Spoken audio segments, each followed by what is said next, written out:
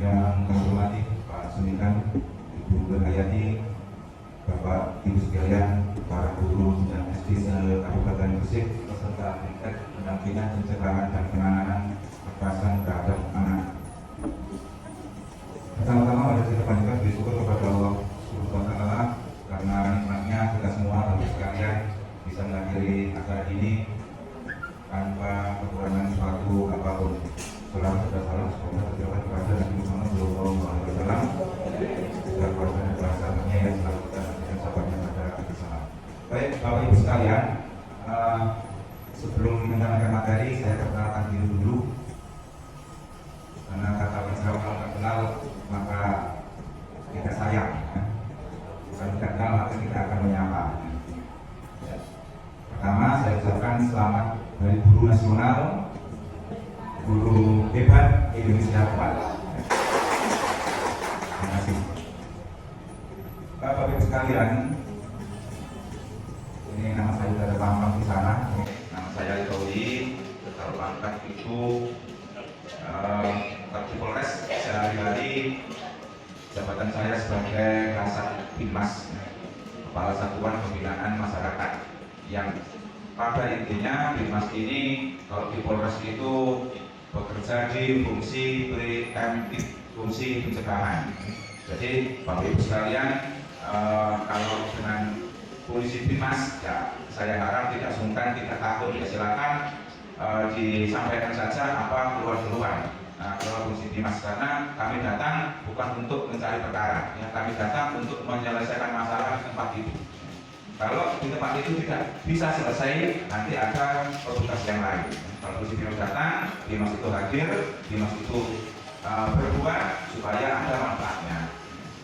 Intinya penyelesaian secara mufakat, itulah memang tugas kami. Ya.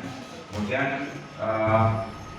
saya sebagai Binmas, saya Ibu sekalian punya 222 babin Kamtibmas yang ada di Kabupaten Gresik. Jadi mungkin Bapak sekalian ada yang kenal, ya Babin Kamtibmas itu seluruhnya anggota saya. Ya. Itu tugasnya memberi penyuluhan kepada masyarakat, ya termasuk Bapak Ibu sekalian, silakan nanti suatu sekolah itu titiknya atau lokasinya atau tempatnya di mana, di desa mana, berarti Babin Kamtibmas itu bisa dipergunakan di tempat itu. Katakanlah kalau SD negeri ini berada di Sidokumpul, ya, silakan nanti koordinasi dengan Babin Kamtibmas bisa Sidokumpul. Ya, ada penyelesaian yang seandainya yang perlu bantuan, ya yang katakanlah penyelesaian yang menyasar pidana, yang tujuannya untuk diselesaikan secara mufakat, silakan panggil Babin Kamtibmas, ya pasti mau. Kalau mungkin Bapak Ibu sungkan, silakan Bapak Ibu sekalian nanti ada masalah di sekolahan, kalau membutuhkan petugas ya untuk menyelesaikan, silakan ya jangan sungkan untuk menghubungi kami, ya karena memang tugas kami menyelesaikan masalah untuk mufakat. Apalagi di sekolah SD, di SD itu ada yang namanya diversi, ya diversi itu penyelesaian masalah di luar hukum, itu bisa karena itu sudah ada di undang-undang. Ada masalah, kemudian cuma diversi itu ada syaratnya. Mungkin kalau berbicara anak-anak yang ancam hukumannya di bawah 7 tahun, kemudian anak itu baru sekali melaksanakan tindak pidana itu bisa diversi. Diversi itu pun kalau sudah diadakan penyelidikan atau penyidikan, intinya sudah ada laporan polisi. Nah, sebelum adanya laporan polisi ini, sebelum adanya laporan ke Polres atau ke Polsek, Bapak Ibu sekalian bisa bersama dengan kami, bisa menghubungi kami untuk menyelesaikan masalah itu di sekolahan. Kami datang untuk berbuat, untuk menyelesaikan masalah supaya selesai di tempat itu. Cuma syaratnya kalau sudah sampai selesai di situ sudah pernyataan, ya jangan dinaikkan lagi. Ya. Mudah-mudahan dengan kehadiran kami ada manfaatnya. Baik, Bapak Ibu sekalian, izin saya berdiri ya. Nanti saya. Jadi kantor saya Bapak Ibu sekalian di Polres, ya di Bunder. Silakan Bapak Ibu mau ke ruang saya bebas, ya. Terutama yang dekat, yang sering pernah saya itu malah ini, ya, guru-guru TK, ya. Karena kami di sana ada tim, ya, ada tim yang anggota yang khusus dengan anak-anak TK, dengan SD, dengan SMP, dengan SMA yang kami punya, ya. Kalau untuk TK itu kan harus kita melawan, karena ada anggota yang melawan. Silakan Bapak Ibu sekalian mungkin mau berkunjung ke Polres, monggo silakan ya, saya terbuka ya 24 jam monggo ya, silakan kalau ada perlu silakan hubungi kami, ada masalah saya siap untuk membantu permasalahan Bapak Ibu sekalian, karena ini memang tugas kami ya, tugas Dimas memang seperti itu ya, supaya masalah ini tidak muncul. Nah itu tugasnya Dimas, supaya masih tidak naik ke laporan polisi, nggak naik ke tingkat penyidikan. Nah itu tugas kami ya. Baik Bapak Ibu sekalian, untuk perkenalan saya kira cukup ya. Kalau rumah saya mungkin mau rumah saya monggo, rumah saya di Perumahan Jakarta, Green Hill ya. Dan mohon maaf namanya kecil Bapak Ibu sekalian, kalau asli saya Lamongan, saya dari Lamongan ya. Dari Pung Deso saya tidak jauh, dari masih 15 kilo lah ya, dari Lamongan. Lamongan ke barat masih 15 kilo. Ya, baik Bapak Ibu sekalian, materi ini saya akan mengambil materi dari Undang-Undang Nomor 35 Tahun 2014 tentang Perlindungan Anak, di mana anak ini sebagai aset bangsa ya, wajib untuk dilindungi ya. Munculnya undang-undang ini muncul betul-betul untuk melindungi si anak tersebut. Bahkan kalau kita bilang ya, anak itu bisa dianggap tidak ada salahnya ya, meskipun berbuat tidak ada salahnya ya, makanya dibuat undang-undang seperti ini. Makanya ada yang di undang-undang ini ada yang namanya diversi ya. Nah, tugas kita adalah untuk melindungi anak itu supaya terbebas dari kejahatan. Terutama untuk tingkat SD yang Bapak Ibu sekalian, undang-undang ini dibentuk, dan undang-undang ini nanti akan kalau sudah muncul undang-undang ini, kalau terjadi tindak pidana pada anak yang dilakukan oleh orang dewasa ya, yang dilakukan oleh orang dewasa itu nanti akan hukumannya akan berlapis ya. Karena kalau melakukan tindak pidana terhadap anak ini bukan hanya cukup satu undang-undang ya yang akan menjerat ya. Nah, undang-undang ini saja secara umum ya, apabila melakukan perbuatan tindak pidana kepada anak, ancam hukumannya sudah kena 3 tahun 6 bulan ya, baru undang-undang ini. Apabila anak itu sampai luka ya, Bapak Ibu sekalian, itu nanti bisa dijerat dengan pasal 351 KUHP ya. KUHP itu secara umum ya, ditambah lagi dengan ini. Bayangin KUHP sendiri itu kalau membuat luka umpama ya, luka itu bisa 6 tahun ya KUHP. Ditambah ini dengan 3 tahun. Jadi undang-undang ini untuk memperberat hukuman. Nah, makanya anak-anak betul-betul sebagai aset bangsa. Cuman jangan sampai dengan munculnya undang-undang ini membuat para guru, terutama ya para guru sekolah itu menjadi terbelenggu ya, seakan-akan takut dengan undang-undang ini.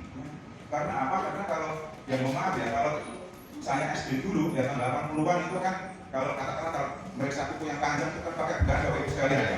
Itu pak. Sekarang ada nggak kayak gitu kan? Nah, itu lakukan sama. Ya, itu lakukan sama. Ya. Makanya ibu bapak-bapak ibu harus betul-betul koordinasi dengan kami. Ya. Silakan. Ya. Makanya di sekolah itu harus ada batasan-batasan. Ya. Mana yang dinamakan kekerasan, mana yang dinamakan disiplin, itu harus dibentuk Bapak Ibu sekalian. Ya. Jangan sampai nanti Bapak Ibu sekalian tujuannya baik kemudian kena. Ya. Karena apa? Kalau di sekolahan itu kalau murid yang berbuat nakal ya pada SD, saya yakin hak lah Pak Guru atau Ibu Guru nggak mungkin melaporkan si anak itu kan. Saya belum pernah ketemu juga, belum melaporkan siswanya kalau di SD. Tetapi kalau guru berbuat sedikit ada kesalahan, ya, anaknya lapor ke orang tuanya lapor ke Polres. Nah, kalau sudah begitu, ya mohon maaf ya, kalau ada orang tua yang melaporkan sampai ke Polres itu, yang pertama yang dipegang itu apa? Pasti gini. Apa yang harus kita lakukan? Nah, saya ambil contoh seperti mungkin yang viral Ibu Supriyani. Itu memang komunikasi. Apa saya sebut aja? Contoh itu kan suatu perbuatan yang tidak perlu kita tiru. Ya. Asal mulanya bagaimana ternyata seperti itu saja sampai naik ke tingkat pengadilan. Ya. Kalau memang cuma disiplin di sekolah itu seharusnya kan selesai di sekolah. Itu laporannya koordinasi. Akhirnya semuanya kena. Memang insya Allah seandainya tidak ada masalah. Ya. Tapi kan karena sudah melambung kemana-mana akhirnya terjadi isu nasional. Ya. Kemudian kalau di Gresik, saya ambil contoh baik sekalian ya, ada di Menganti, ya mungkin ada yang di desa yang Colong Mata. Itu polisi yang anggaran polisi yang mohon maaf ya, kan itu habis itu ya, untuk nyuci itu. Banyak kan kita saksi ahli berapa saksi ahlinya, semuanya mengatakan itu tidak ada bukti, itu tidak ada bukti. Sebetulnya kami yakin, polisi yakin kalau tidak ada perbuatan itu. Ya. Tetapi karena sudah muncul di medsos, nanti mungkin kita akan bahas sedikit tentang medsos ini, ya, supaya kita semuanya tidak karena medsos yang salah sedikit aja kita bermedsos akhirnya jadi isu yang tidak ada habisnya. Ya. Di menganti itu coba bayangin ya, bocor matanya sampai buta. Oh, tak blukir mungkin sampai itu ini. Sekarang kita nggak usah pakai teori, secara logika aja nggak masuk akal. Nah, itu mulai awal itu kita di itu sudah ke sana, tapi bagaimana caranya? Yang mana ya kita nggak ketemu tekanan, apalagi dari rasa dari polisi terus sudah ada itu. Biasanya dia tak bingung juga polisi itu tak. Nah itu bingung juga ya. Saksi ahli dari Punek dari Indonesia datang semua. Habis apa ya? Uang negara habis, tapi endingnya tahu sendiri. Nah, ini hal-hal seperti ini ya, yang harus betul-betul kita jadikan pengalaman ya, bagaimana caranya terutama di tingkat SD sebelum naik ke laporan polisi ya, itu harus kita kita selesaikan secara musyawarah untuk mufakat. Jangan nunggu laporan polisi, kalau laporan polisi mau nggak mau polisi terpenyidik, kalau nggak penyidik nanti polisinya salah ya, polisi nggak mau ditahan juga, kasihan juga. Nah, untungnya masih ada yang namanya undang-undang diversi ini yang ada di undang-undang ini. Ya, seperti itu bagus sekali ya. Jadi makanya segala sesuatu ya yang berbau-bau pidana di sekolahan ya, silakan nanti sebisa mungkin koordinasi dulu. Ya silakan ya, kami siap ya, saya siap ya supaya di Polres sana nggak banyak sekali laporan-laporan yang masuk ya, karena bagaimana juga bagus sekalian kalau sudah terbit yang namanya laporan polisi itu akan dihitung ya, akan dihitung kejadian di Gresik ya. Jadi kalau sudah terbit laporan polisi itu akan dihitung, oh ini kejadian di Gresik seperti ini. Nah ini kan kasihan kalau Gresik ya, yang mau segera anak akhirnya ada seperti itu ya, kan enak juga ya. Nah kalau diselesaikan secara mufakat ya, insya Allah nggak sampai muncul, nah itu nanti bisa tertutup. Toh kalau kejadiannya nggak begitu fatal. Nah, bagus sekalian ya, begitu istimewanya anak ya, sampai dirangkum pun dalam undang-undang HAM ya, undang-undang nomor 39 tahun 2009 tentang hak asasi manusia, bahwa setiap anak berhak ya, setiap anak berhak mendapatkan perlindungan dari orang tua. Ya. Orang tua kalau nggak melindungi anak berarti melanggar HAM. Oleh keluarga, ya, termasuk keluarga, bapak, ibu, sanak saudara, masyarakat, dan negara. Negara ini termasuk aparat, ya, termasuk bapak ibu sekarang, termasuk saya yang di sini. Ya. Begitu istimewanya anak itu ya sampai dimasukkan ke undang-undang. Bahkan mohon maaf ya, anak-anak yang itu kebutuhan khusus pun sekarang sudah ada tempat-tempat untuk menyalurkan. Ya. Sebagai informasi bahkan polisi itu sudah merekrut anggota ya, yang difabel ya, anggota masyarakat yang berkebutuhan khusus ya, yang kita tempatkan di staf ya. Jadi yang punya kelebihan ya tidak ada ya, untuk sementara ini masih di Mabus memang ya, sudah beberapa sudah ini wujud kepedulian Bapak pada itu hadir ya. Kita kan takut juga kalau nanti kita pilih-pilih kita tidak masukkan ya. Kenapa khusus seperti dia, karena adanya bangki. Karena makanya betul-betul anak itu betul istimewanya, begitu istimewanya anak makanya sampai muncul di undang-undang nomor 39 tahun 1999 tahun ini. Ya lanjut. Nah ini bapak sekalian yang pengertian anak supaya kita bisa membedakan anak-anak mana yang sudah dewasa ya. Anak itu seorang yang belum berusia 18 tahun, termasuk anak yang masih di dalam kandungan, yang belum berusia 18 tahun itu masih dianggap anak ya. Kemudian kalau ibu kita masih mengandung ya, nah ini ada saksi ahli ya. Yang jelas anak dalam kandungan itu termasuk anak, mungkin yang sudah bernyawa ya. Itu nanti kalau seperti sesuatu ya, makanya kadang kalau ada yang menikah ibu sama bayi dalam kandungan, nanti ada saksi ahli. Dan ini sudah masuk anak apa belum ya? Kalau sudah bernyawa ya, berarti sudah masuk anak, itu nanti dokter ahli yang akan menentukan ya. Ya 8 di atas 18 itu bukan anak lagi, itu sudah termasuk dewasa. Yang ini pengertian Bapak Ibu sekalian, ya pengertian anak ya, pertokatan pada anak ini pengertiannya. Setiap perbuatan ya pada anak yang berakibat timbulnya kesengsaraan atau penderitaan secara fisik, psikis, seksual, penelantaran, termasuk ancaman melakukan perbuatan, pemaksaan atau perampasan kemerdekaan secara melawan hukum. Jadi kekerasan pada anak itu ya tidak hanya fisik saja, ya tidak hanya ditempeleng ya, atau dipukul pakai sepatu tertentu. Ya. Nah, psikis pun itu bisa dikategorikan sebagai kekerasan kepada anak yang bentak, umpama itu kekerasan. Maka ini kita harus hati-hati betul. Yang namanya kita di sekolah harus mempunyai batasan-batasan. Ya, kita harus bisa mengukur, harus mempunyai SOP, ya, harus mempunyai SOP. Ya. Saya ambil contoh, ya. Di sekolah itu mungkin ada aturan yang tidak memperbolehkan rambut anak laki-laki panjang umpama. Ya. Nah, bagaimana kalau ada anak yang berambut panjang? Nah, apakah digundul atau dipotong? Ya, kalau di sana harus dipotong umpamanya. Kalau mau secara bagus nggak ada masalah, ya silakan.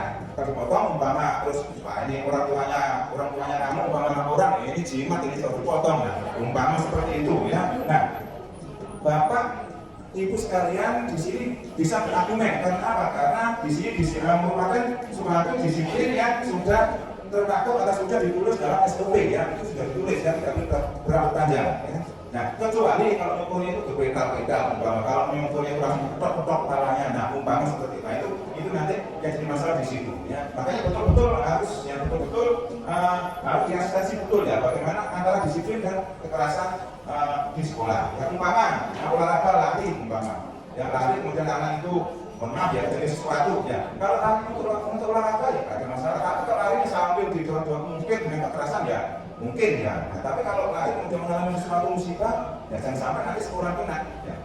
Karena apa? Karena ya yang disampaikan Pak Senitan tadi, ya, kalau paling gampang itu kan nuntut gurunya.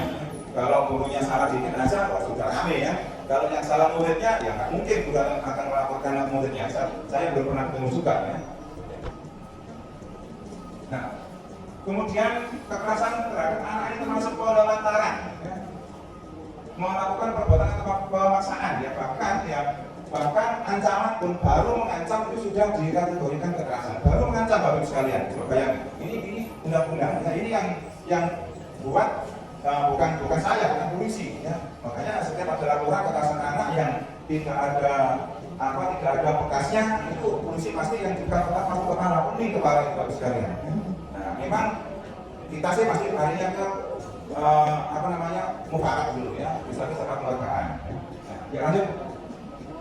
Nah, Bapak sekalian yang kami hormati, ini saya coba mengelompokkan jenis-jenis kekerasan pada anak. Jadi ada beberapa yang saya ambil contoh, ya, sesuai dengan yang ada di undang-undang itu, dan ini bisa didiskusikan, ya. Ini bukan kita menjustis ya ke 40, tapi ini adalah batasan-batasan supaya kita bisa introspeksi, ya, agar kita tidak menjadi sasaran yang masyarakat atau orang tua yang tidak puas dengan kegiatan-kegiatan di sekolah atau di pendidikan lainnya, ya.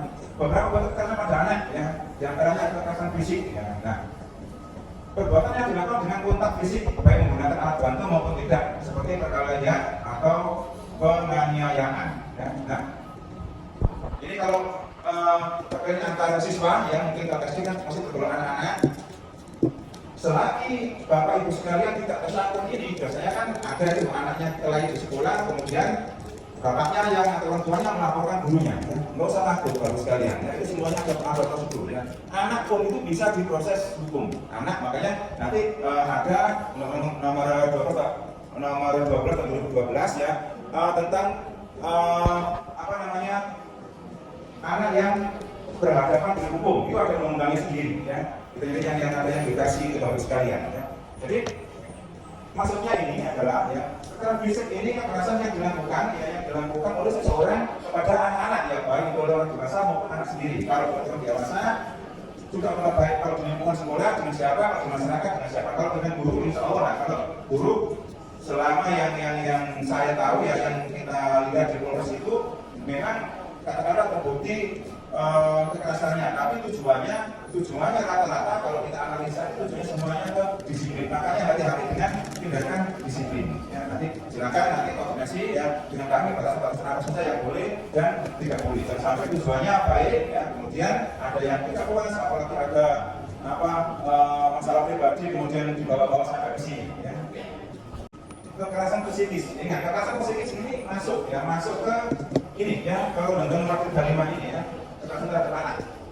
Perbuatan fisik mencakup beberapa tindakan yang bertujuan untuk merendahkan, menghina, menakuti, atau menciptakan ketidaknyamanan pada anak termasuk intimidasi yang berupa ancaman atau tekanan psikologis ya. Kita ngancam-ngancam itu kena masuk. Nah, makanya sekali lagi ya, selalu saya mati-mati adalah bikin SOP ya tentang disiplin di sekolah itu, batasan-batasan mana yang boleh dan mana yang tidak boleh. Supaya apa? SOP itu sebagai tameng kita ya. Kalau dia kalau nggak terjadi apa-apa ya, kalau terjadi apa-apa kita punya SOP itu ya minimal. Nah itulah yang nanti kita sampaikan ke penyidik kalau itu nanti dilaporkan.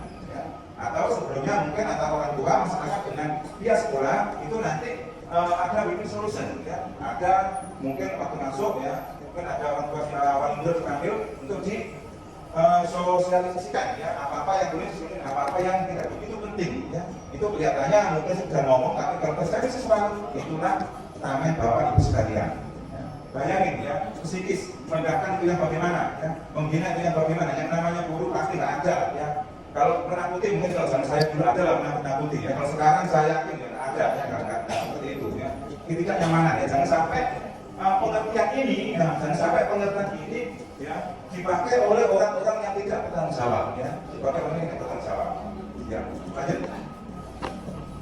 Perundungan ini yang banyak, yang bullying ya, kekerasan fisik dan psikologis yang terjadi secara berulang oleh individu yang memiliki kekuatan atau pengaruh lebih tinggi ya. Jadi ini bapak sekalian ya, kalau saya ke sekolah-sekolahan itu yang sering saya sampaikan ini masalah bullying ya. Kalau zaman kita dulu kan agama itu bullying ya, kalau sekarang dikit-dikit dinamakan bullying atau perundungan. Yang terakhir ya, yang 4 perempuan yang cewek satuan itu kan ya, yang ada di Polres ya, itu ya seperti anaknya baik juga ya, anaknya baik juga. Kita suruh ngaji ya bisa ngasih semua ya, ya. Artinya hukumannya kita suruh kata Al-Quran ya, alhamdulillah ya. Sekarang masih ada pasti lapor ya, itu semuanya untuk didik anak itu ya. Bullying ini dilakukan oleh anak yang berulang-ulang ya, secara berulang itu maksudnya ini kalau sendiri katakanlah sama-sama kelas 1 SD umpama ya. Kemudian itu sekali yang namanya anak SD kan belum apa-apa didorong umpama atau dilokro lah ya. Ya, atau pasalnya direndahkan kan anak-anak nggak tahu apa rendahkan atau meninggalkan belum tahu ya. Kalau itu dilakukan kalau katakan mendorong ya, dengan buyar mendorong sekali itu termasuk bullying baru sekalian ya. Yang namanya bullying itu, yang namanya perundungan itu kalau sudah dilakukan berkali-kali ya. Katakanlah itu berkali-kali tiap hari, itu katakanlah itu dikerjain tiap hari, nah ya, atau diminta uang tiap hari itu namanya baru bullying. Kalau sekali, nah ya, nah. Tetapi bisa sekali bisa dikatakan perundungan kalau kejadiannya kayak yang kemarin itu ya, 4 orang 5 orang kerjain satu anak, nah itu bullying ya. Ini masuk ke pengertian yang individu yang memiliki kekuatan atau pengaruh lebih tinggi ya, atau kakak kelas, bisa itu yang dikatakan bullying atau yang sudah kelas 6, gambarnya yang kelas 1 ya, nah itu bullying. Tapi ingat ya, ini yang sudah dilakukan berkali-kali. Nah, tujuannya kalau berkali-kali ini, kalau sekali 2 kali melakukan dengan harapan guru atau pengasuh itu bisa mengetahui. Ya. Nah, ini bisa ya, bisa masuk ke tindak pidana. Namun selagi kami bisa banyak orang yang masuk bullying ini paling banyak bapak ibu sekalian ya, terutama yaitu ya memenuhi masyarakat ya melaporkan gurunya. Nah, itu penyelesaiannya cuma insya Allah kalau bisa sampai ya, tapi sekali lagi kalau sudah ada orang tua yang seperti itu kita tolong ya, bagaimana caranya tugas kita ya untuk ya jangan sampai muncul yang namanya laporan polisi, cepat koordinasi ya, siapa tahu ya kami bisa membantu ya, siapa tahu kami bisa membantu, kami siap ya, saya sendiri siap untuk membantu ya, karena kenapa? Tapi sekali kalau saya ini laporan polisi mengenai bullying apalagi terhadap anak-anak ya, mohon maaf ya itu yang sama pimpinan ya, sama negara, sama pemerintah yang selatan pertama itu Kasat Dimas dan anggota Dimas ya. Kenapa? Karena ini tugas saya ya. Berarti kalau ada laporan berarti untuk sosialisasi yang masalah bullying ini, masalah pencegahan ini berarti kurang. Nah, saya kurang berarti saya yang bisa pertama ya, makanya saya minta tolong juga kalau sekalian kalau ada kasus bullying terutama yang katakanlah rata-rata bullying itu kan psikis ya, berapa persen nggak psikis ya, baik kalau bullying ini ya. Nah ini selagi bisa diselesaikan jangan sampai muncul ya, ini tugas kita ya untuk mencegah ini. Silakan ya, silakan Bapak sekalian kalau muncul seperti ini cepat-cepat hubungi kami, siapa tahu nanti kajian kami tidak muncul laporan polisi. Kemudian selanjutnya kekerasan seksual. Ini yang terjadi oleh Bapak sekalian, perilaku merendahkan, melecehkan, menyerang, mempertontonkan atau memetet area pribadi seseorang. Tindakan tersebut merupakan sikap yang tidak menghormati privasi ya, dan batasan personal anak. Ya, kalau kita lihat Bapak sekalian miris yang di Banyuwangi ya, yang anak sudah meninggal itulah ya kejadian yang ada di Banyuwangi ya. Itu Bapak Ibu sekalian ya, tadi yang kita jelaskan awal tadi anak itu sudah masuk ke undang-undang HAM ya. Jadi seperti di Banyuwangi itu berarti yang kurang siapa? Yang kurang adalah pengawasan ya. Pengawasan sehingga ada orang yang berbuat jahat ya seperti itu ya. Makanya saya minta tolong yang namanya anak SD bagaimana caranya mungkin kondisi dari orang tua sampai di rumah aman, berangkat aman sampai sekolah, kemudian dari sekolah aman sampai di rumah. Bukan 100% tugas guru atau satuan pendidik, namun demikian hal tersebut perlu kita koordinasikan. Jangan sampai peristiwa yang di Banyuwangi itu terulang. Nah, ya. Baik Bapak Ibu. Selanjutnya diskriminasi ya, dan intoleransi. Yang ini masuk ke jenis-jenis kekerasan pada anak ya. Di mana pembedaan, pengecualian, pembatasan atau pemilihan berdasarkan suku dan etnis, agama, kepercayaan, warna kulit, status sosial, ekonomi, dan kemampuan intelektual, mental, serta fisik. Insya Allah kalau di sini nggak ada, namun ini masuk kategori kekerasan apabila hal ini dilakukan. Tapi di Indonesia yang namanya suku ras itu insya Allah tidak ada ya. Bapak sekalian ya, kita untuk perbedaan suku ras agama ini ya, kita di Polres itu ada contoh ya. Sekarang ini di tadi tak suruh sini mungkin masih ada kegiatan ya. Saya di Polres itu ada 50 siswa bintara ya. 10 diantaranya itu dari Papua Bapak sekalian. Ini untuk penyemangat di mana 10 anak ini dari Papua Pegunungan. Nah, untung kita yang ada di seputaran Jawa ini. Papua Pegunungan ini Bapak Ibu sekalian, ya. Anak ini kalau sekolah itu berangkat dari rumah sampai sekolah, ya itu berangkat jam 4 ya, sampai ke rumah sampai ke sekolah itu jam 8 ya, 4 jam, ya jalan kaki Bapak Ibu sekalian. Itu sekolah SMP maupun SMA. Kalau SD yang sudah ada di kampungnya, kalau SMP itu 4 jam. Kalau daftar polisi, ya itu kan daftar itu kan dididik di SPM Universitas ini ya. Kalau daftar polisi itu ke kota, dari kampung ya sampai ke Polresnya itu 3 hari 3 malam jalan kaki. Itu anaknya ada 10, kita suruh sini pada kegiatan ya, mau suruh ceritain sebagai penyemangat agama.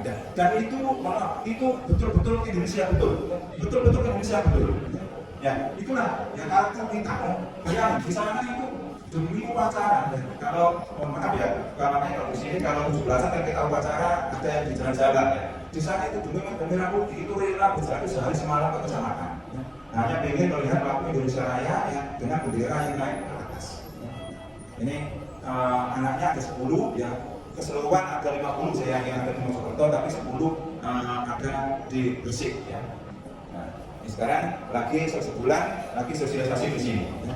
Itu nanti kalau sudah pendidikan akan dikembalikan ke sana supaya bisa menjadi contoh dan penyemangat rekan-rekan kita atau saudara-saudara kita yang ada di Papua.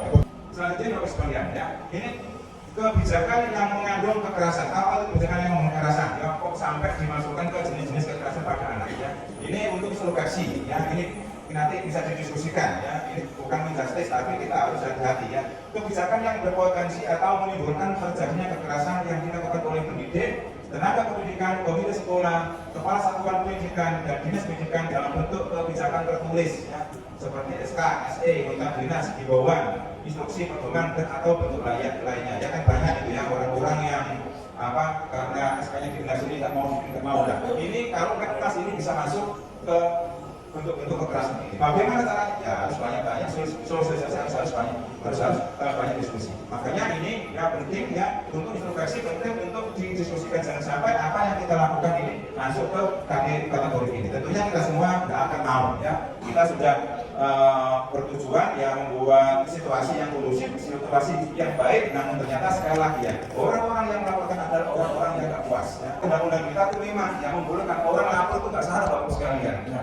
Ya susahnya ya salah lapor dari polisi, nah, misalnya di situ polisinya yang bingung ya. Yang penting lapor, salah benar terserah nanti di sidang, ya kan susah kalau seperti ini. Ya, nah, ya silakan lanjut.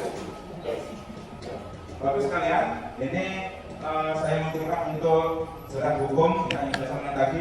Pelaku kekerasan terhadap anak dapat dijerat pasal 80 ya, pasal 76C Undang-Undang 35 ya, dengan ancaman pidana yang saya bilang tadi paling lama 3 tahun 6 bulan atau denda 72 juta rupiah ya. Ini saya sampaikan untuk makanya mungkin Bapak Ibu sekalian ya, kemarin mungkin baca dengar Ibu Supriyani itu katanya dimintain 50 juta kan. Nah, mereka tahu semua. Benar kan enggak, kita enggak usah asumsi ke sana. Yang penting di dosen enggak ada seperti itu ya. Itu enggak apa-apa saya sampaikan, itu lamanya dengan oknum polisi ya, dengan oknum polisi. Nah, inilah ya hal seperti ini yang betul-betul harus kita hindari ya, jangan sampai muncul lagi di Kabupaten Gresik ya. Nah, ini jangan sampai ya antara hukuman yang 3 tahun 6 bulan ini ya dipakai oleh orang-orang yang tidak bertanggung jawab ya, apa yang saya sampaikan tadi ini jangan sampai ini ya, ini ada jerat hukum seperti ini kemudian dimanfaatkan ya, mentang-mentang ya kita punya ini kemudian mentang-mentang nah itu yang apa namanya Pak Kulit ya, ini baru ya, ini 3 tahun 6 bulan ini Bapak Ibu sekalian ya, ini kalau untuk kekerasan terhadap anak aja contoh kita kayak perundungan atau bullying ya, itu masuk ke pasal ini. Tetapi kalau sampai anak itu cacat atau mengalami luka, nah ini yang berat ya, ini akan masuk ke undang-undang KUHP ya, pasal 51 kalau sampai meninggal kayak di Banyuwangi itu ya. Untuk anak-anak pasal 30, 351 kena, pasal belum kena, pasal itu pasti lakukan mati kayaknya itu ya, kalau yang di Banyuwangi itu. Nah, ini makanya berat sekali untuk anak. Makanya sekali lagi, bagaimana caranya, bagaimana timing kita ya supaya kita itu tidak dimanfaatkan oleh orang-orang yang tidak bertanggung jawab, apalagi orang-orang itu yang memanfaatkan kita. Bapak sekalian, ini beberapa kewajiban ya pendidik ya. Pendidik itu bukan hanya Bapak Ibu saja, kalau semuanya. Kekerasan di lingkungan pendidikan merupakan isu serius ya, yang dapat berdampak negatif pada perkembangan psikologis, emosional, dan akademis murid. Pendidik memiliki tanggung jawab besar dalam menciptakan lingkungan belajar yang aman dan kondusif. Anak di dalam dan di luar pendidikan wajib mendapatkan perlindungan. Ini sudah persis ya ada di Undang-Undang Perlindungan Anak, selalu kondusif ya. Makanya satuan pendidikan itu pastinya tidak bisa berdiri sendiri, harus melibatkan orang lain ya, harus melibatkan masyarakat, harus melibatkan aparatur pemerintah yang lain. Makanya saya bilang kalau di Polres ya kami memang hadir ya, Satdimas hadir untuk membantu permasalahan supaya apa yang ada di alunan ini nanti terpenuhi ya. Bukan hanya tanggung jawab sekolah saja, namun tanggung jawab semuanya ya. Jangan sampai anak itu nakal di rumah, yang kemudian di sekolah ketawa, yang di sekolah kenapa-apa, nanti orang tuanya yang dilaporkan gurunya ya. Padahal nakalnya di rumah ya. Nah ini jangan sampai terjadi. Ini harus betul-betul ya kita mempunyai tangan seperti itu ya. Pasal 54 ya, pasal 54 Undang-Undang 3 ini ya. Yang pertama ini, anak di dalam dan di luar pendidikan ya wajib mendapatkan perlindungan dari tindakan kekerasan fisik, psikis, kejahatan seksual, dan kejahatan lainnya yang dilakukan oleh pendidik, tenaga pendidikan, sesama peserta didik, dan atau pihak lain. Ini yang saya maksud tadi Bapak sekalian ya. Dan sampai ini ada pasal yang berbunyi seperti ini, ada pihak dari pendidikan wajib mendapatkan perlindungan dari kekerasan fisik ya. Jangan sampai nanti kalau kelahi sama temannya kemudian gurunya dilaporkan. Nah ini ya, ini jangan sampai ini nanti dipakai ini kalau orang awam ya, jangan ini dimasukkan. Ini kan ada Pak di pasal 54 yang Undang-Undang gurunya wajib bukan itu maksudnya Bapak sekalian ya. Maksudnya itu kita merencanakan ya, satuan pendidik itu merencanakan bahwa di sekolah, di tempat sekolah itu merupakan tempat yang aman ya, tempat yang kondusif ya bagi anak-anak ya, dari kekerasan fisik maupun psikis. Berarti kalau di sekolahan itu berarti kan apa ya, guru BK tahu namanya guru BK ya, kalau ada masalah-masalah yang masuk guru BK sudah ada. Kalau di sekolah itu tidak ada guru BK itu satu salah. Nah, kalau di sekolah itu mungkin tidak ada perlengkapan yang memenuhi itu dosa. Tapi kalau semua itu sudah ada, kemudian terjadi sesuatu, nah ini nanti dikembalikan lagi ya, ke anaknya lagi. Jadi pasal ini kita ambil sisi positif untuk melindungi kita, ya, bukan untuk menjerumuskan kesatuan pendidik. Anak di dalam dan ini kan pendidikan wajib mendapatkan perlindungan dari tindakan fisik. Ini maksudnya di masa pendidikan itu ya aparat sudah lengkap ya, apa yang dibutuhkan di sana sudah lengkap ya. Katakanlah kalau apa namanya sekolah masuk jam masuk jam 7 tapi bukunya nanti masuk jam 9 mana ya. Ternyata kejadiannya jam 8 itu nanti bisa dipermasalahkan ya, bisa dipermasalahkan ini bisa masuk sini bisa masuk tidak karena tergantung pendidikan. Makanya kita betul-betul memenuhi ya standar operasi tersebut yang ada di satu pendidikan ya. Kemudian yang kedua Bapak sekalian, perlindungan sebagaimana yang dimaksud dalam pasal ya, pada ayat 1 ya, maksudnya yang di atas ini maksudnya dilakukan oleh pendidik terhadap pendidikan apa pemerintah dan atau masyarakat ya. Nah ini yang termasuk saya yang termasuk apa pemerintah yang lainnya itu ada di sana. Dan masyarakat termasuk apakah komite sekolah ya, komite sekolah. Makanya setiap sekolah itu pasti kan ada sekolah untuk pelibatan apabila ada sesuatu ya. Lanjut. Nah Bapak sekalian ya, ini pencegahan ya, beberapa hal yang perlu dilakukan ya oleh keluarga, oleh satuan pendidikan dan masyarakat ya. Yang pertama, membangun persepsi yang sama antara pendidik dan tenaga kependidikan orang tua dan masyarakat tentang perlindungan anak. Ya, anak bermasuk ke sekolah ya silakan ya.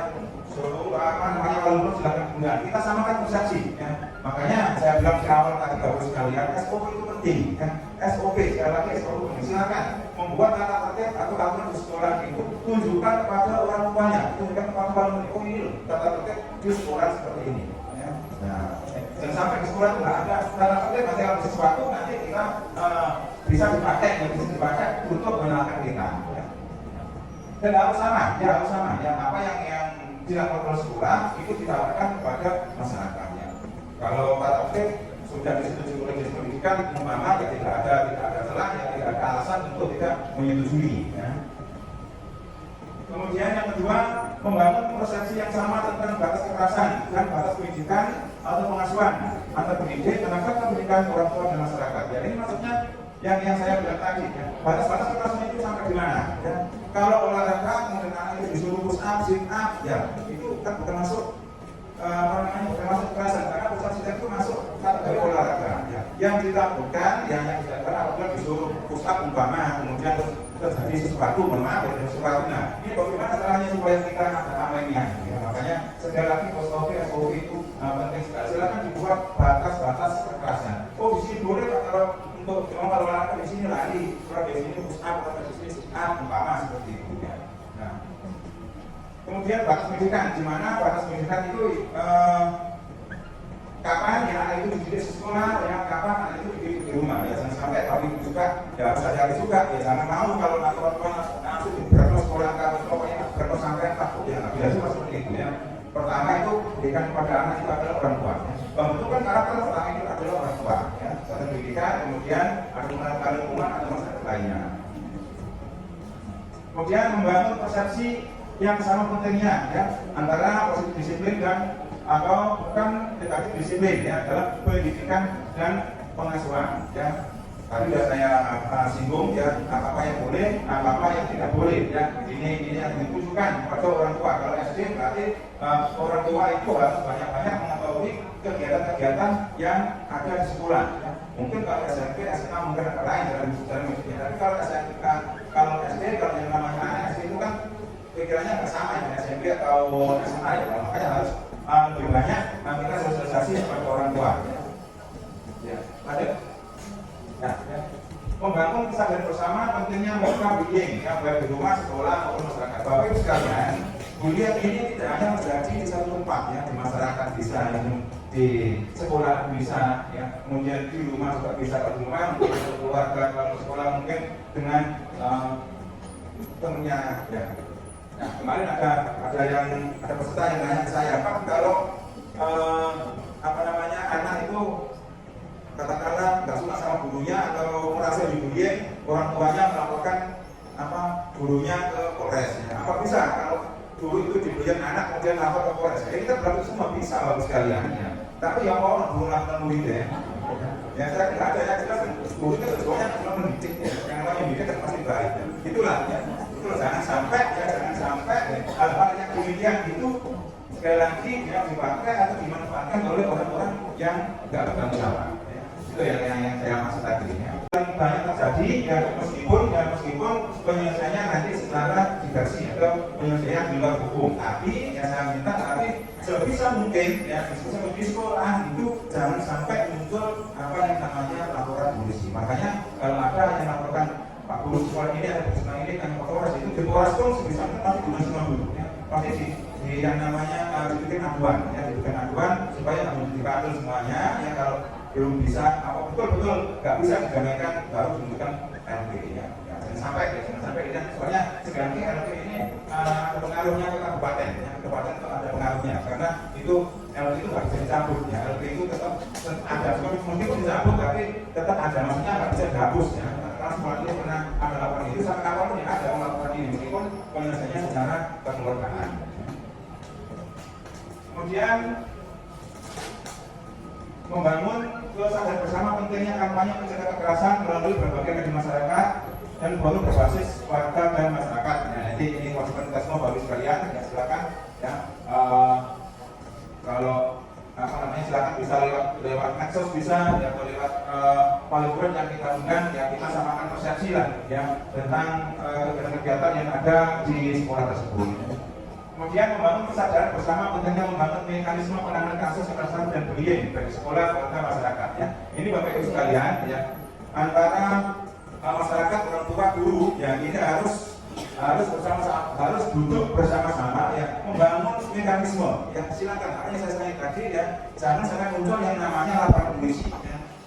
Mungkin anak ini siswa ini begitu masuk ya, mungkin mengundang ya paling murid atau orang tuanya, silakan disampaikan. Kalau ada sesuatu silakan kita selesaikan secara bersama-sama yang musyawarah untuk mengungkapkan ya, mungkin bisa dipengaruhi seperti itu ya, libatkan komunitas sekolah ya, libatkan mungkin bagi mas silakan ya, yang penting masalah itu bisa selesaikan bersama. Pentingnya membangun mekanisme penanganan kasus kekerasan ya, bukan berarti kalau di sekolah itu langsung masuk ya, silakan ya. Terakhir mungkin Bapak sekalian yang misalnya di Surabaya itu yang di suatu SMA ya, anaknya disujud dan menggonggong ya. Nah, kan enggak mungkin ya. Itu Bapak sekalian sebetulnya kalau kita sebenarnya sih ada masalah ya, karena kalau kita nahan itu kan ancaman hukumannya minimal 5 tahun, tapi ini kan 3 tahun. Tetapi itu karena sudah merupakan isu nasional ya, dikhawatirkan orang itu akan melarikan diri, makanya sekali lagi tadi Polres Mabes ya. Nah, itu adalah yang seperti itu ya, yang betul-betul ya, itu yang melakukan sekolah ya, tapi yang dilakukan kan bukan murid, bukan sekolah itu, karena orang itu yang dituduh atau laporan itu mengenai pencemaran nama baik sekolah tersebut ya. Nah, sekarang masih dilakukan penyidikan di Polres Surabaya ya. Nah, inilah pentingnya membangun kesadaran bersama ya, tinggal bersama ya, lanjut.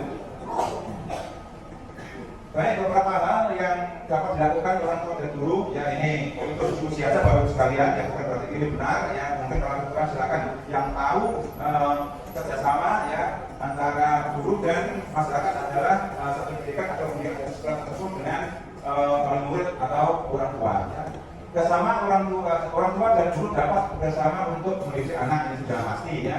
Kemudian membangun kemandirian ya, ajak anak untuk berpikir dan cari-cari keluar sendiri. Kemudian meningkatkan rasa percaya diri pada anak ya, biarkan anak mengalami konsekuensi ya dari tindakannya. Jadi maksudnya ini yang nomor 3 ini Bapak sekalian ya, kalau anak itu berbuat nakal atau yang nggak boleh di sekolahan ya, kemudian guru itu mendidik ya, berarti kan menumbuhkan kepercayaan dirinya anak itu ya, dan sampai mungkin anak itu kemudian gara-gara dikasih tahu seperti ini kemudian lapor ke orang tua. Nah, ini yang betul-betul perlu dihindari ya.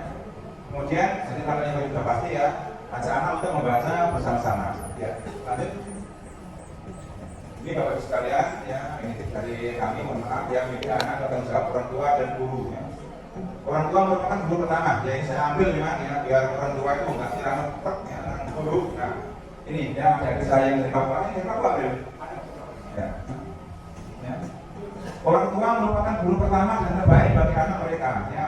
Anak mereka bertanggung jawab untuk mendidik, membesarkan dan memilih. Ini sudah jelas ya. Sementara guru itu memilih tanggung jawab untuk mendidik anak supaya nggak dibolak balik ya, supaya juga bersama